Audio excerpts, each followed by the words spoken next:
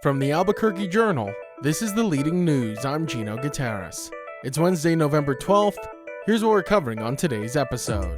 State Senator Steve Lanier, a first-term Republican from Aztec, has joined New Mexico's 2026 governor's race, becoming the second GOP candidate after Rio Rancho Mayor Greg Hall. Three Democrats, Deb Haaland, Sam Bregman, and Ken Miyagi-Shima, have also announced their campaigns. A retired history teacher and former county commissioner, Lanier represents San Juan County and gained public attention after witnessing the 2017 Aztec High School shooting. He says his campaign will focus on economic growth, education, and crime, along with the state's doctor shortage, promising a, quote, common sense and cooperative approach. Though 8 of his bills from this year's session failed to pass, Lanier backed $162 million in food aid during the recent special session, while opposing a separate funding bill for food banks and other programs. Lanier says he intends to run a positive campaign, but won't shy away from criticism, saying, quote, I'm an old football coach, so I know how to defend myself. The race is open as Governor Michelle Lujan Grisham is term limited, with primaries on June 2nd, 2026, and the general election in November of next year.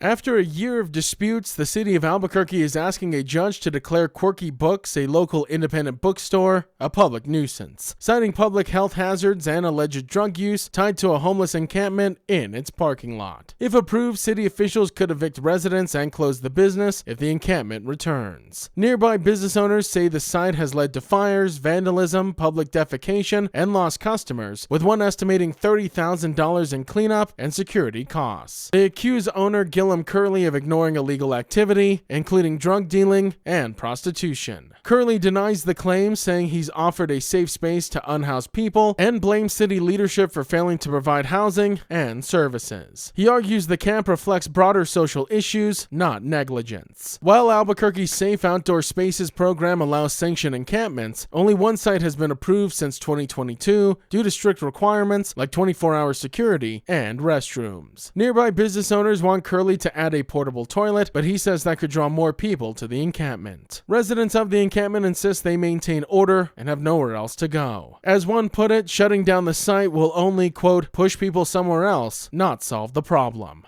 A new economic forum of Albuquerque poll shows that while 96% of residents want economic growth, many feel the city's economy still has room for improvement. Only about 1/3 of the respondents rated the local economy as, quote, excellent or, quote, good, while a third called it, quote, fair, and the rest said it was, quote, poor or, quote, very poor. The survey, which was conducted by Research and Polling Incorporated with over 600 residents and 139 business leaders, found strong support for locally owned businesses, with 87% of residents and 94% of business leaders viewing them positively compared to large corporations. However, the poll revealed a gap between public expectations and business performance. Over 80% of residents say it's important for businesses to act ethically, support the community, and provide job skills, but only about half felt local companies were meeting those standards. Despite national pessimism, consumer sentiment at near record lows, 60% of Albuquerque residents say they are confident in the city's economic future, though business leaders were more cautious, splitting evenly on confidence levels. Economic Forum Director Emily Howard said bridging the gap between perception and performance will take, quote, more discussion and collaboration among local businesses.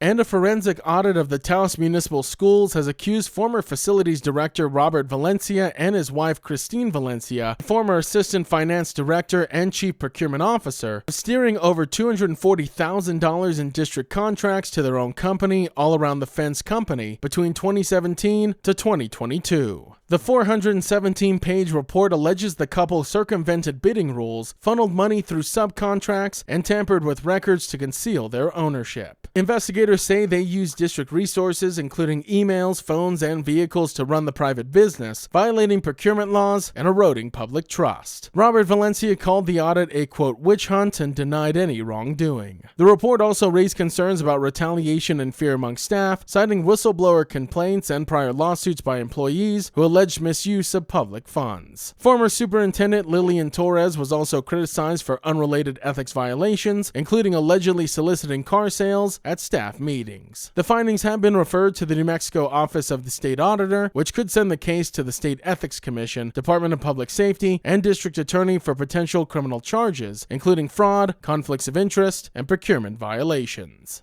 The Leading News is powered by the journalism of the Albuquerque Journal. If you enjoy hearing all of the stories we share with you here daily, please consider becoming a digital subscriber to the Journal by utilizing the discount code in our show notes. Every subscription helps support local journalism and allows us to provide you with the news that matters to you. Now taking a look at Albuquerque's weather forecast. Today you can expect sunny skies with a high near 72, and as for this evening, mostly clear with a low around 41. To keep up with all the latest news from the Albuquerque Journal, you can visit our website at abqjournal.com. That's the Leading News. I'm Gino Gutierrez. We'll be back tomorrow.